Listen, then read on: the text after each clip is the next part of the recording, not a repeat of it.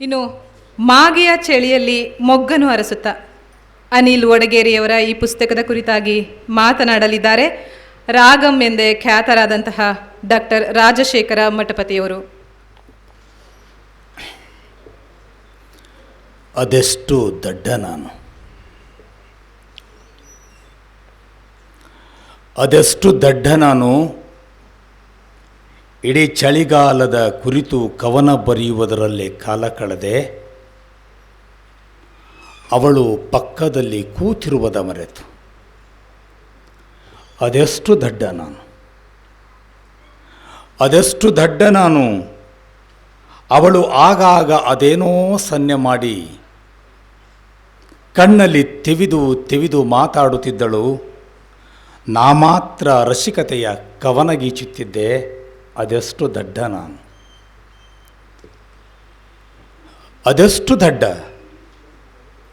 ಹುಣ್ಣಿಮೆಯ ರಾತ್ರಿಯಲ್ಲಿ ಮಧುಚಂದ್ರದ ಕುರಿತು ಬರೆದ ಕವನ ಓದಿ ಹೇಳುತ್ತಿದ್ದೆ. ಕಂಬಳಿಯ ಹೊದ್ದು ಎದೆಗೊರಗಿ ಕುಳಿತವಳ ಆಸೆಗೆ ನೀರು ಸುರಿದು. ಅದೆಷ್ಟು ದಡ್ಡ ನಾನು, ಅದೆಷ್ಟು ದಡ್ಡ ನಾನು. ಬೇಸಿಗೆಯಲ್ಲಿ ಚಳಿಗಾಲಕ್ಕೆ ಕಾದು ಕುಳಿತೆ. ಚಳಿಗಾಲ ಬಂದೊಡನೆ ಕವನದೊಳಗೆ ಅವಿತೆ. ಅದೆಷ್ಟು ದಡ್ಡ ನಾನು. ಬೇಸಿಗೆಯಲ್ಲಿ ಚಳಿಗಾಲಕ್ಕೆ ಕಾದು ಕುಳಿತೆ. ಚಳಿಗಾಲ ಬಂದೊಡನೆ ಕವನದೊಳಗೆ ಅವಿತೆ. ನಲ್ಲೆಯ ಬಿಸಿಯುಸಿರಿಗೂ ಕಣ್ಣೀರು ಬರುವಂತೆ.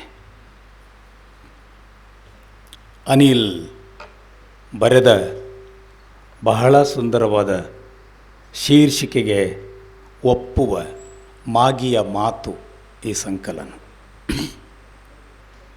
ಒಂದು ಕ್ಷಣ ಅನ್ನಿಸ್ತದೆ, ಇಂಥ ಸುಂದರವಾದ ಮನುಷ್ಯ ಯಾಕೆ ಬಹಳ ಸುಂದರ. ಮಾಗಿ ಅನ್ನೋದೇ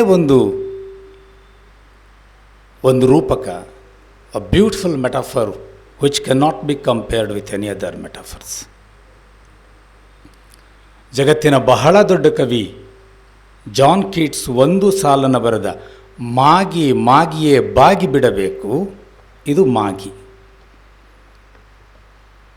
ಈ ಸಂಕಲನದ ಅದೆಷ್ಟು ದಡ್ಡ ನಾನು ಅನ್ನುವ ಕವಿತೆ ಒಂದು ಕ್ಷಣ ಇಡೀ ಪ್ರಪಂಚದ ಎಲ್ಲ ಚಿಂತಕರ ಕಡೆ, ಬದುಕಿಗಾಗಿ ಹಸಿಯುವ ಹಂಬಲಿಸುವ ಪ್ರತಿ ಜೀವಿಯ ಕಡೆ ನೋಡುವಂತೆ ಮಾಡಿತು. ಹಾಗೆ ಮಾಡುವುದಾದರೆ ಅದು ಕವಿತೆ ಮತ್ತು ಅವನು ಕವಿ. ಈ ಕಾರಣಕ್ಕಾಗಿ ನಾನು ಅನಿಲ್ ವಡ್ಡಗೆರೆಯವರನ್ನು ಅಭಿನಂದಿಸ್ತೇನೆ.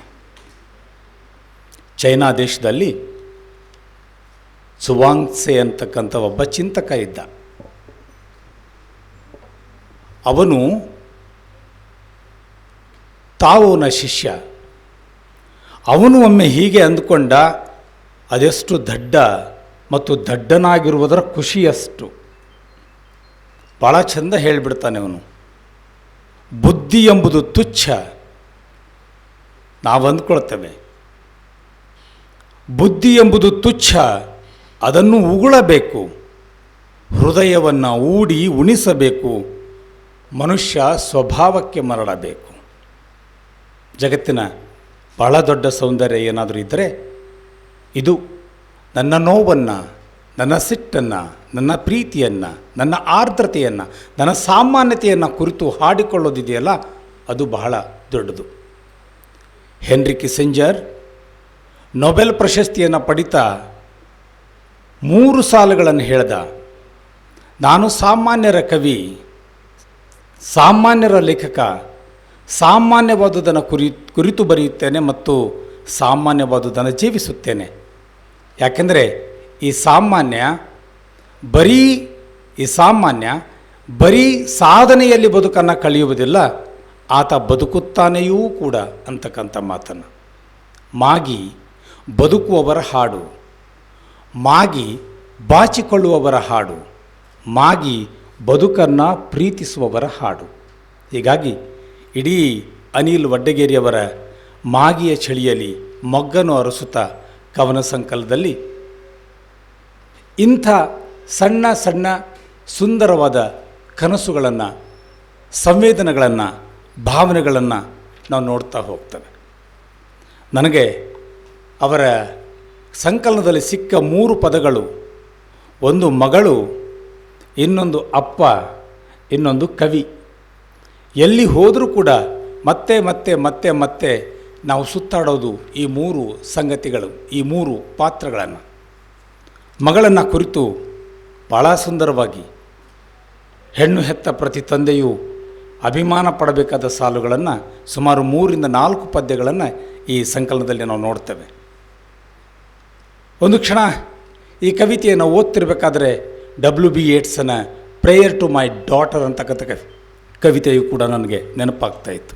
ಹೇಳ್ತಾರೆ, ಒಂಚೂರು ಹುಚ್ಚು ಆಸೆ ನನಗೆ, ಮಗಳನ್ನು ಕುರಿತು, ಒಂದು ಚೂರು ಹುಚ್ಚು ಆಸೆ ನನಗೆ, ಕಾಲ ನಿಂತು ಬಿಡಬೇಕು. ಮಗಳು ಕಾಲ ನಿಂತು ಬಿಡಬೇಕು, ಮಗಳು ಎದೆಗೊರಗಿ ನಿಂತಾಗ ಕಟ್ಟ ಕಡೆಯ ದಿನದವರೆಗೂ. ಕನಸುಗಳಿಗೆ ಬಣ್ಣ ಬಳಿದವಳು, ಕಾಮನ ಬಿಲ್ಲಿನ ಗೆಳತಿ, ನೋವೆಂಬ ಕಪ್ಪಿಗೆ ಜಾಗವೇ ಇಲ್ಲ ಇಲ್ಲಿ ಪ್ರತಿದಿನ ಹೋಳಿ ಹುಣ್ಣಿಮೆ. ಹಿಂದಿನ ಜನ್ಮದ ಅಮ್ಮ ಇವಳು, ಈ ಜನ್ಮದಲ್ಲಿ ಮಗಳಾಗಿ ಬಂದಿಹಳು. ಅದಾವ ಜನ್ಮದಿಂದ ನಡೆದಿದೆಯೋ ಈ ಅಪ್ಪ ಮಗಳ ಬಂಧನದ ನಡಿಗೆ. ಇಂಥದೇ ಒಂದು ಸಂದರ್ಭ. ಮಗಳು ತೊಟ್ಟಿಲಲ್ಲಿ ಮಲಗಿದ್ದಾಳೆ, ಭೀಕರ ಗಾಳಿ ಬೀಸ್ತಾ ಇದೆ. ಅಪ್ಪ ತೊಟ್ಟಿಲವನ್ನು ತೂಗ್ತಾ ಒಂದು ಸುಂದರವಾದ ಪ್ರಾರ್ಥನೆಯನ್ನು ಮಾಡಿಕೊಂಡ ಪ್ರತಿಯೊಬ್ಬರೂ ಓದಬೇಕಾದ ಕವಿತೆ W.B. ಯೇಟ್ಸನ ಪ್ರೇಯರ್ ಟು ಮೈ ಡಾಟರ್. ಅವನು ಹೇಳ್ತಾನೆ, ಏನಾದರೂ ಮಾಡು ಭಗವಂತನೇ, ನನ್ನ ಮಗಳನ್ನು ಏನಾದರೂ ಮಾಡು, ಸುಂದರಿಯನ್ನಾಗಿ ಮಾತ್ರ ಮಾಡಬೇಡ. ಯಾಕೆ? ಮುಂದುವರೆದು ಹೇಳ್ತಾನೆ, ಈ ಪ್ರಪಂಚದ ಇತಿಹಾಸ ಎನ್ನುವುದು ಅವರ ಕದನವಲ್ಲದೆ ಮತ್ತೇನೂ ಅಲ್ಲ. ಹಾಗಿದ್ದರೆ ಮುಂದುವರೆದು ಹೇಳ್ತಾನೆ, ನನ್ನ ಮಗಳನ್ನು ಅಂಥ ಮನೆಗೆ ಕಳಿಸು, ಯಾವ ಮನೆಯ ಕೊಟ್ಟಿಗೆಯಲ್ಲಿ ದನಗಳು ಅಂಬಾ ಎನ್ನುತ್ತಿವೆಯೋ, ಯಾವ ಮನೆಯಲ್ಲಿ ಸಂಬಂಧಗಳು ಗಟ್ಟಿಯಾಗಿವೆಯೋ, ಯಾವ ಮನೆಯಲ್ಲಿ ಮಗುವಿನ ಅಳು ಕೇಳುತ್ತಿದೆಯೋ ಅಂಥ ಮನೆಗೆ ನನ್ನ ಮಗಳನ್ನು ಕಳಿಸು. ಇಷ್ಟೆಲ್ಲವನ್ನು ಇಲ್ಲಿ 2 ಸಾಲಿನಲ್ಲಿ ಹೇಳಿದ್ದಾರೆ ಅನಿಲ್ ವಡ್ಡಗೆರೆ. ಮಗಳು ಎದೆಗೊರೆಗೆ ನಿಂತಾಗ ಕಾಲ ನಿಂತು ಬಿಡಬೇಕು. ಅದು ಎಲ್ಲಿಯವರೆಗೆ ಅಂದರೆ ಕಟ್ಟ ಕಡೆಯವರೆಗೆ. ಹೀಗೆ ಇಡೀ ಸಂಕಲನದಲ್ಲಿ ನಮ್ಮ ಎದೆಯನ್ನು ಒದ್ದೆಗೊಳಿಸುವ, ನಮ್ಮ ಕಣ್ಣನ್ನು ತೇವಗೊಳಿಸುವ ಅಪರೂಪದ ಕವಿತೆಗಳನ್ನು ವಡ್ಡಗೆರೆ ಕೊಟ್ಟಿದ್ದಾರೆ. ಇಲ್ಲಿ ಒಂದು ಸಾಮಾನ್ಯವಾಗಿ ನಿಮ್ಮ ಯೌವನದಲ್ಲಿ, ಯೌವನ ಅನ್ನೋದು ಮತ್ತೆ ಪ್ರಶ್ನೆ ಆಗಿಬಿಡ್ತದೆ. ಯಾಕಂದರೆ ಸತ್ಯನಾರಾಯಣ ನಾನು ಅದನ್ನೇ ಮಾತಾಡ್ಕೊಳ್ತಾ ಇದ್ದೀವಿ. ಇದು ಶರೀರಕ್ಕೆ ಅಂಟ್ಕೊಂಡಿದ್ದ, ಬುದ್ಧಿಗೆ ಅಂಟ್ಕೊಂಡಿದ್ದ, ಭಾವಕ್ಕೆ ಅಂಟ್ಕೊಂಡಿದ್ದ. ಶರೀರಕ್ಕೆ ಅಂಟ್ಕೊಂಡಿದ್ದು ಅನ್ನೋದಾದರೆ ಟ್ಯಾಗೋರನ್ನು ನಾವು ಹೊರಗಿಟ್ಟು ಬಿಡಬೇಕಾಗ್ತದೆ. Because till the end of his life he was a great lover of life, great lover of life in any form. ಇಲ್ಲಿ ಒಂದು ಭಾಳ ಚಂದದ ರಚನೆಯನ್ನು ವಡ್ಡಗೆರೆ ಇಟ್ಟಿದ್ದಾರೆ. ನಿನ್ನೊಪ್ಪಿಗೆ ಇಲ್ಲದೆ ಕೆಲವು ತಪ್ಪುಗಳನ್ನು ಮಾಡಿಬಿಟ್ಟಿದ್ದಾನೆ. ತಪ್ಪು ಮಾಡುವುದರಲ್ಲಿರುವ ಸುಖ ಮತ್ತು ಸೌಂದರ್ಯ ಬಹಳ ಡಿಕ್ಲರ್, ಓಪನ್ ಆಗಿ ನಿಂತ್ಕೊಂಡು, ನಿನ್ನೊಪ್ಪಿಗೆ ಇಲ್ಲದೆ ನಿನ್ನ ರೂಪದ ಸವಿಯ ಸೆರೆ ಹಿಡಿದ ನನ್ನ ಕಣ್ಣುಗಳ ತಪ್ಪನ್ನು ಕ್ಷಮಿಸುವೆಯಾ. ಸ್ವಲ್ಪ ಕದ್ದು ನೋಡಿಬಿಟ್ಟಿದ್ದಾನೆ. ಮೋಸ್ಟ್ಲಿ ವಡ್ಡಗೆರೆಯವರ ಶ್ರೀಮತಿಯವರು ಅಥವಾ ಮದುವೆ ಆಗಿದೆಯೋ ಅದು ಪ್ರಶ್ನೆ ನನಗೆ. ಎಲ್ಲೋ ಕದ್ದು ನೋಡಿದ್ದಾರೆ ವಡ್ಡಗೆರೆ. ನಿನ್ನೊಪ್ಪಿಗೆ ಇಲ್ಲದೆ ನಿನ್ನ ರೂಪದ ಸವಿಯ ಸೆರೆ ಹಿಡಿದ ನನ್ನ ಕಣ್ಣುಗಳ ತಪ್ಪನ್ನು ಕ್ಷಮಿಸುವೆಯಾ. ನಿನ್ನೊಪ್ಪಿಗೆ ಇಲ್ಲದೆ ನಿನ್ನಂದವ ಹೊಗಳಿ ಬರೆದ ನನ್ನ ಕೈಗಳ ತಪ್ಪನ್ನು ಕ್ಷಮಿಸುವೆಯಾ. ನಿನ್ನೊಪ್ಪಿಗೆ ಇಲ್ಲದೆ ನಿನ್ನ ಸ್ಪರ್ಶಿಸಿದ ನಿನ್ನ ನೆರಳಿನ ತಪ್ಪನ್ನು ಕ್ಷಮಿಸುವೆಯಾ. ನಿನ್ನೊಪ್ಪಿಗೆ ಇಲ್ಲದೆ ನಿನ್ನದರಗಳಿಗೆ ಮುತ್ತಿಟ್ಟಂತೆ, ನಿನ್ನೊಪ್ಪಿಗೆ ಇಲ್ಲದೆ ನಿನ್ನದರಗಳಿಗೆ ಮುತ್ತಿಟ್ಟಂತೆ ಕಂಡ ನನ್ನ ತಪ್ಪುಗಳನ್ನು ಕ್ಷಮಿಸುವೆಯಾ. ಇದು ಕ್ಷಮಿಸೋದು ಬಿಡೋದು ಇಬ್ಬರಿಗೂ ಸಂಬಂಧಪಟ್ಟ ಸಂಗತಿ ಆದರೂ ಕೂಡ ಒಂದು ಕ್ಷಣ ಈ ಕವಿತೆಯನ್ನು ನೋಡಿದಾಗ ಬೆನ್ ಜಾನ್ಸನ್ನ ಒಂದು ಕವಿತೆ ಟು ಸೀಲಿಯಾ ನೆನಪಾಗ್ತಾ ಇತ್ತು. ಬಹುತೇಕ ಕಾವ್ಯ ಹುತ್ತಗೊಟ್ಟೋದು. ಕಾವ್ಯ ಅಂದರೆ ಏನು? ಅನೇಕ ಪ್ರಶ್ನೆಗಳನ್ನು ಅನೇಕ ವೇದಿಗಳಲ್ಲಿ ಹಂಚಿಕೊಂಡಿದ್ದೇವೆ. ಸತ್ಯನಾರಾಯಣ ನಾನಂತೂ ಈಗ ಒಂಥರ ಪ್ಯಾಕೇಜ್ ಸಿಸ್ಟಮಿಗೆ ಬಂದಿದ್ದೇವೆ, ಹೌದಾ? ಇನ್ನು ಜೊತೆಯಾಗಿ ಎಲ್ಲೇ ಪ್ರೋಗ್ರಾಮ್ ಕರೆದ್ರೆ ಜೊತೆಯಾಗಿ 1+1 ಅಂದಂಗೆ ಜೊತೆಯಾಗಿದ್ದೇವೆ. ಮೆನಿ ಎ ಟೈಮ್ ಈ ಪ್ರಶ್ನೆ, ಈ ಪ್ರಪಂಚವನ್ನು ಆಳ್ತಾ ಇರೋದು ಯಾವುದು ಮತ್ತು ಯಾರು? ತಾವು ಮತ್ತು ಕನ್ಫ್ಯೂಷಿಯಸ್ರಿಗೆ ಇದು ದೊಡ್ಡ ಹೋರಾಟ, ಗುದ್ದಾಟ. ಚೈನಾ ದೇಶವನ್ನು ಕಟ್ಟಿರ್ತಕ್ಕಂಥ ಕನ್ಫ್ಯೂಷಿಯಸ್ ಸಾಮ್ರಾಜ್ಯವನ್ನು ಕಟ್ಟುವುದರಿಂದ, ಕೋಟೆ ಕೊತ್ತಲಗಳನ್ನು ಕಟ್ಟುವುದರಿಂದ, ರಾಜಕೀಯವನ್ನು ಕಟ್ಟುವುದರಿಂದ ದೇಶವನ್ನು ಸಶಕ್ತಗೊಳಿಸಬಹುದು ಅಂತೇಳಿ ಅಂದ್ಕೊಂಡಿದ್ದ. ಆದರೆ ತಾವು ಹೇಳಿದ ಇದೆಲ್ಲ ಒಂದು ಮೂರ್ಖತನ, ಭ್ರಮೆ. ಪ್ರಪಂಚನ ಆಳೋದು ಸಾಮ್ರಾಜ್ಯ ಅಲ್ಲ, ಮಿಲಿಟರಿ ಅಲ್ಲ, ಕೋಟೆ ಕೊತ್ತಲಗಳಲ್ಲ. ಪ್ರಪಂಚ ಆಳೋದು ಕಲ್ಪನೆಗಳು, ಪ್ರಪಂಚವನ್ನು ಆಳೋದು ಆಲೋಚನೆಗಳು. ನೀನು ಆಲೋಚನೆ ಆಗಲಿಕ್ಕೆ ಯತ್ನಿಸು. ಅನಿಲ್ ವಡ್ಡಗೆರೆ ಇವತ್ತು ನಮ್ಮ ಮಧ್ಯದ ಸಂಗತಿಯಾಗೋದು ಯಾತಕ್ಕಾಗಿ ಅಂದರೆ ಕವಿತೆ ಎನ್ನುವ ಆಲೋಚನೆಯನ್ನು ನಮ್ಮ ಹತ್ತಿರ ಬಿಟ್ಟಿದ್ದಾರೆ, ನಮ್ಮ ಮೆದುಳಿಗೆ ಬಿಟ್ಟಿದ್ದಾರೆ. ಅವರ ಅನೇಕ ಕವಿತೆಗಳು, ನಾನು ಹೇಳ್ತಿರ್ತೀನಿ ಸಾಮಾನ್ಯವಾಗಿ, ಒಂದು ಪುಸ್ತಕವನ್ನು ಓದಿ ಒಂದು ಕ್ಷಣ ಎಷ್ಟೊಂದು ಅದ್ಭುತ ಇದು ಅಂಥೇಳಿ ಅದನ್ನು ಕೆಳಗಿಟ್ಟು ಹೊರಗೆ ಹೋಗುವ ಅನುಭೂತಿ ನಮಗೆ ಆಗದೆ ಹೋದರೆ ಬಹುತೇಕ ಕವಿ ನಮ್ಮನ್ನು ಕಾಡಿಲ್ಲ ಅಂತ ಅರ್ಥ. ಇಲ್ಲಿ ಕವಿತೆಗಳನ್ನು 2 ಭಾಗದಲ್ಲಿ ನೋಡ್ತೇವೆ ಸಂಕಲನದಲ್ಲಿ. ದೀರ್ಘ ಕವಿತೆಗಳು ಮತ್ತು ಹೈಕುಗಳ ಸೈಜಿನ ಗಾತ್ರದ ಕವಿತೆಗಳು ಕೂಡ. ನನ್ನ ವಾದ, ಸೈಜು ದೀರ್ಘವಾದ ಮಾತ್ರಕ್ಕೆ ಕವಿತೆ ಶ್ರೇಷ್ಠ ಆಗೋದಿಲ್ಲ, ಸಂಖ್ಯೆ ಹೆಚ್ಚಾದ ಮಾತ್ರಕ್ಕೆ ನೀವು ಲೇಖಕರಾಗೋದಿಲ್ಲ. ಭಾಳ ಸಭೆಗೆ ಕರೀತಾ ಇದ್ದಾರೆ ಅಂದರೆ ನಾನು ಭಾಳ ಪಾಪ್ಯುಲರ್ ಅಂತ ಅರ್ಥನೂ ಅಲ್ಲ. ಒಳಗೊಮ್ಮೆ ನಮ್ಮನ್ನು ನಾವು ಟೆಸ್ಟು ಮಾಡ್ಕೋಬೇಕಾಗ್ತದೆ. ನಿನ್ನೆ ಎಲ್ಲೋ ಓದ್ತಾ ಇದ್ದೆ, ಜಗತ್ತಿನ ಅತ್ಯಂತ ಸಣ್ಣ ಕವಿತೆಯನ್ನು ಬರೆದವನು ಭಾರತೀಯ ಸಾದತ್ ಹಸನ್ ಮಾಂಟೋ. ಕೇವಲ 5 ಸಾಲಿನ ಒಂದು ಕಥೆಯನ್ನು ಬರೆದಿದ್ದಾನೆ. ಜಗತ್ತಿನ ಅತ್ಯಂತ ಸಣ್ಣ ಕವಿತೆಯನ್ನು ಬರೆದವನು ಜಪಾನಿನ ಒಬ್ಬ ಕವಿ. ಕೇವಲ 13 ಸಿಲೆಬಲ್ಗಳ ಒಂದು ಕವಿತೆಯನ್ನು ಬರೆದಿದ್ದಾನೆ. ಇಲ್ಲಿ ಅಂಥ ಅನೇಕ ಕವಿತೆಗಳನ್ನು, ಚುಟುಕು ಗೀತೆಗಳನ್ನು ಕೂಡ ನಾವಿಲ್ಲಿ ನೋಡ್ಬೋದು. ಇಲ್ಲೊಂದು ಉದಾಹರಣೆಯಾಗಿ ತಮ್ಮ ಮುಂದಿಡ್ತಾನೆ. ಈ ಚಳಿಗಾಲದಲ್ಲೂ ಗಂಡ ಹೆಂಡತಿ ಕಂಬಳಿಗಾಗಿ ಜಗಳವಾಡುತ್ತಿದ್ದರಂತೆ. ಅವ್ರು ಹೇಳಿದ್ರಲ್ಲ, ರಗ್ಗಿಗಾಗಿ ಬಡದಾಡಬೇಕಾಗಿತ್ತು, ಮೊಗ್ಗಿಗಾಗಿ ಯಾಕೆ ಬಡದಾಡ್ತಾ ಇದ್ದಾನೆ? ರಘು ಬಂದಿದೆ ಸತ್ಯನಾರಾಯಣ್. ಈ ಚಳಿಗಾಲದಲ್ಲೂ ಗಂಡ ಹೆಂಡತಿ ಕಂಬಳಿಗಾಗಿ ಜಗಳಾಡುತ್ತಿದ್ದರಂತೆ. ಇದ ಕೇಳಿ ಚಳಿಗಾಲವೇ ಸತ್ತು ಹೋಯಿತಂತೆ. ಚಳಿಗಾಲದಲ್ಲಿ ಮಧುಚಂದ್ರಕ್ಕೆ ಹೊರಟವನು ತನಗೊಂದು ಮತ್ತು ತನ್ನ ಬಳಿಗೊಂದು ಕಂಬಳಿ ಎತ್ತಿಟ್ಟನಂತೆ. ಇದ ಕೇಳಿ ಚಳಿಗಾಲವೇ ಸತ್ತು ಹೋಯಿತಂತೆ. ಈ ಚಳಿಗಾಲದಲ್ಲಿ ಮದುವೆಯಾದವರಿಗೆ ಕಂಬಳಿಯನ್ನು ಉಡುಗೊರೆ ಮಾಡಿ ಬೆಚ್ಚಗಿರಿ ಅಂದರಂತೆ. ಇದ ಕೇಳಿ ಚಳಿಗಾಲವೇ ಸತ್ತು ಹೋಯಿತಂತೆ. ಬ್ಯೂಟಿಫುಲ್. ಒಂದು ಏನು ಮಾಡಬೇಕು ಏನು ಮಾಡಬಾರ್ದು ಅಂತಕ್ಕಂಥ ಆಲೋಚನೆಯನ್ನು ನಮ್ಮ ಮುಂದೆ ಇಲ್ಲಿ ಇಟ್ಟಿದ್ದಾರೆ. ಹೇಳಬೇಕಾದದಿಷ್ಟೇ. ಕವಿತೆಯನ್ನು ಕುರಿತು ಬದುಕಿನುದ್ದಕ್ಕೂ ಮಾತಾಡಿದಲೂ ಕೂಡ ಇದನ್ನೇ ಹೇಳಿದ್ರು, ಅದು ಖಾಲಿಯಾಗದ ವರತೆ. ನಾನು ಸಾಮಾನ್ಯವಾಗಿ ಮಾತನ್ನು ಭಾಳ ಚಂದ ಹರಿವಂಶರಾಯ್ ಬಚ್ಚನರ ಮಾತನ್ನು ಪದೇ ವೇದಿಕೆಗಳ ಮೇಲೆ ಹೇಳ್ತಿರ್ತೇನೆ. ಭಾವುಕತ, ಇವೆಲ್ಲ 4 ಪುಸ್ತಕ ಅಂದರೆ ನಮ್ಮ ಭಾವನೆಯ 4 ಆಯಾಮಗಳು, ಮುಖಗಳು. ಭಾವುಕತಾ ಕಿ ಅಂಗೂರಲತಾ ಸೆ ಖೀಂಚ್ ಕರಲಾಯ ಹೂಂ ಯೇ ಹಾಲ. ಇದಿದೆಯಲ್ಲ, ಇದು ಮತ್ತೇನೂ ಅಲ್ಲ. ಭಾವವನದ ಮಧುವನ್ನು ತಗೊಂಡು ಭಾವುಕತಾ ಕಿ ಅಂಗೂರಲತಾ ಸೆ ಖೀಂಚ್ ಕರಲಾಯ ಹೂಂ ಯೇ ಹಾಲ.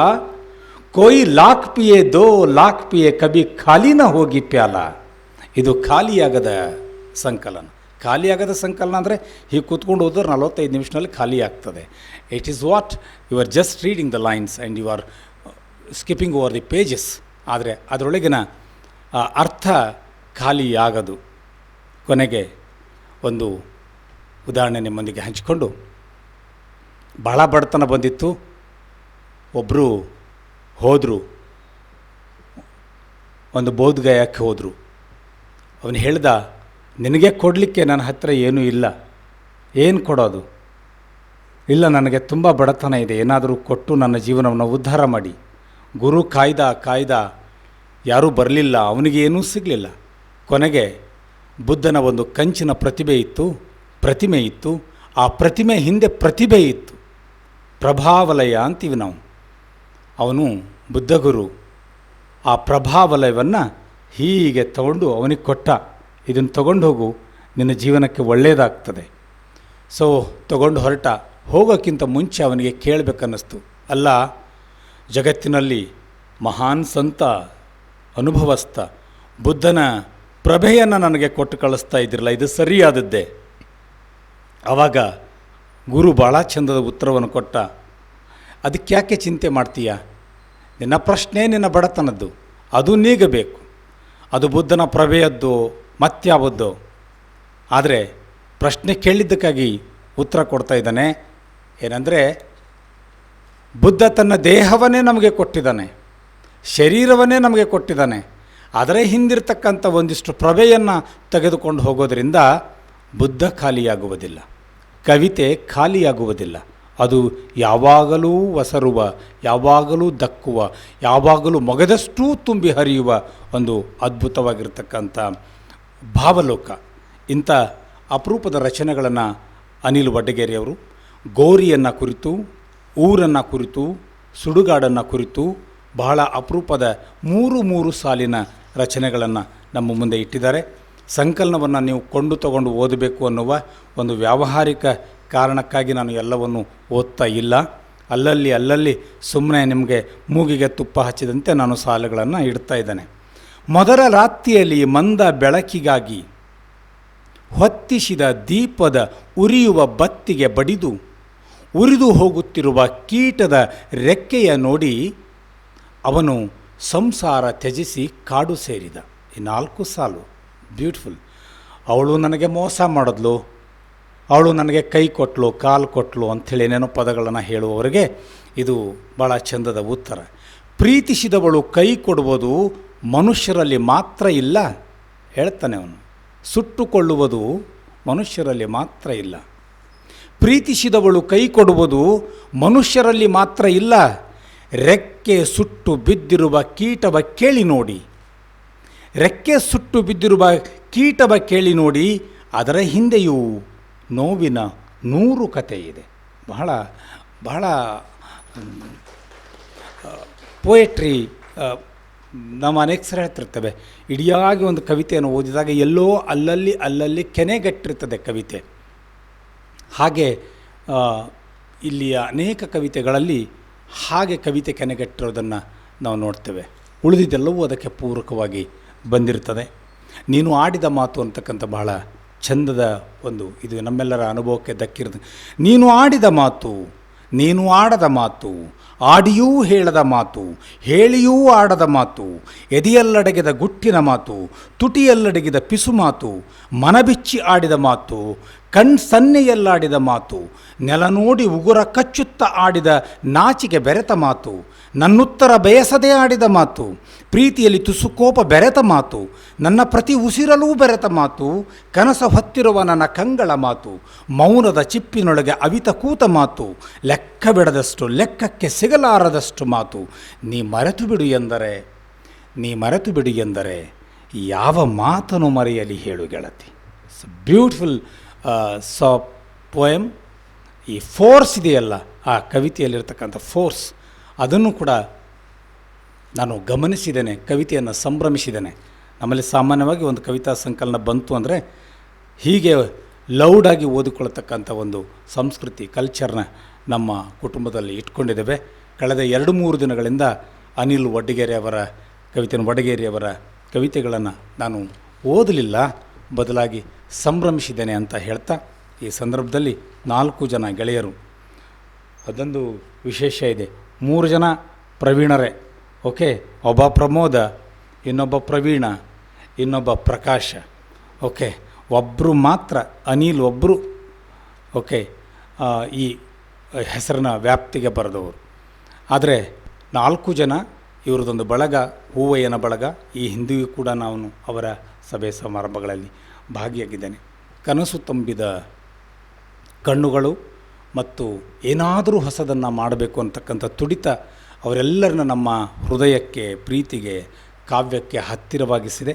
ಮತ್ತೆ ಮತ್ತೆ ಅವರ ಕತೆ ಕವನಗಳನ್ನು ಕುರಿತು ಮಾತಾಡುವ ಭಾಗ್ಯ ಸಿಗಲಿ.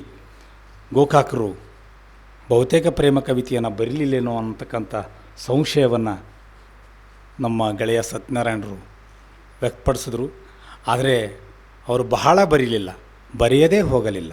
ಅವರು ಬರೆದ ಒಂದು ಸಾಲು ಇವತ್ತು ನನಗೆ, ಇಲ್ಲೇ ಇರು, ಇಲ್ಲೇ ಇರು, ಇಲ್ಲೇ ಇರು, ಅಲ್ಲಿ ಹೋಗಿ ಮಲ್ಲಿಗೆಯ ತರುವೆನು. ಸಮುದ್ರ ಗೀತೆಗಳೊಳಗಿನ ಭಾಳ ಸುಂದರವಾದ ಸಾಲು. ಕವಿತೆ ಧರ್ಮವಾಗಲಿ, ಕವಿತೆ ರಾಜಕಾರಣವೂ ಆಗಲಿ. ಯಾಕೆಂದರೆ ಕಳೆದ ಅನೇಕ ದಿನಗಳಿಂದ ನಾವು ಯಾವ ಲೋಕದಲ್ಲಿದ್ದೀವಿ ಅಂತಕ್ಕಂಥ ಒಂದು ಪ್ರಜ್ಞಾಹೀನ ಜಗತ್ತಿನಲ್ಲಿ ಬದುಕಿದೀವ ಅಂತಕ್ಕಂಥ ಸಂದರ್ಭದಲ್ಲಿ ಭಾಳ ದೊಡ್ಡ ಪ್ರತಿಭಟನೆಯ ಅಸ್ತ್ರ ಆಗಲಿಕ್ಕೆ ಸಾಧ್ಯ ಇದೆ ಕಾವ್ಯ. ಆ ನಿಟ್ಟಿನಲ್ಲಿ ಸಾಮಾಜಿಕತೆಯನ್ನು, ಜವಾಬ್ದಾರಿಯನ್ನು ರೂಢಿಸಿಕೊಂಡು ಈ ಬದುಕನ್ನು ಅಂದಗೊಳಿಸುವ ಕಾವ್ಯ ನಮ್ಮ ಕೈಗೆ ಬರಲಿ ಅಂತ ಆಶಿಸ್ತಾ ನನ್ನ ಮಾತುಗಳನ್ನು ಮುಗಿಸ್ತೇನೆ. ನಮಸ್ಕಾರ.